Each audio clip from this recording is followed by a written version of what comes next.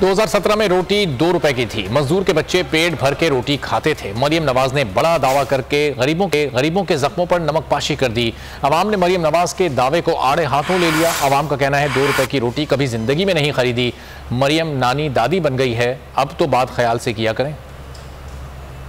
17 की बात है कि रोटी 2 रुपए की थी। झूठ बोलने वालों का मुंह भी काला होता है और वो अपनी कही हुई बात थूक कर भी चाटते हैं। आज उसका तंदूर व्हाट्सएप पे लगा हुआ है और वहाँ वो कह रही है 20 रुपए की रोटी 30 रुपए का नान। तंदूर है मेरा इंतखाबी निशान। 2017 की बात है कि रोटी 2 रुपए की थी। उसको यही कहना चाहूंगी कि अपनी एज के हिसाब से बोला करे, सोच समझ के।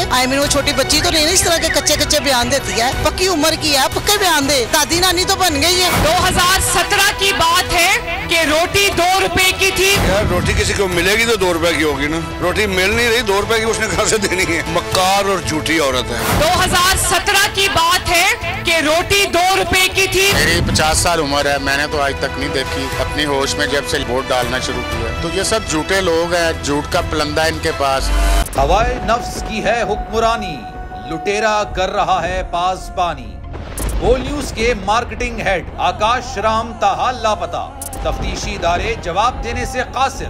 अहले खाना परेशान, बेटे की जुदाई में माँ गम से निढाल। जो बच्चो हिंदू पर आए थे जो को पाकिस्तानी, मुझे मेहरबानी करे पंहिंजो आकाश वापस कयो।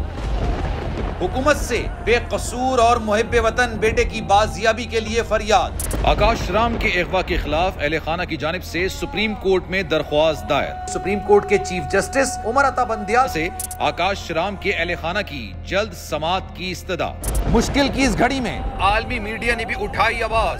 CNN, आज तक, इंडिया टुडे, टाइम्स नाउ समेत आलमी मीडिया ने आकाश राम के अगवा के खिलाफ दिया बोल का साथ। उफ क्या जुल्म है, बोल इंसाफ का मुंतजिर।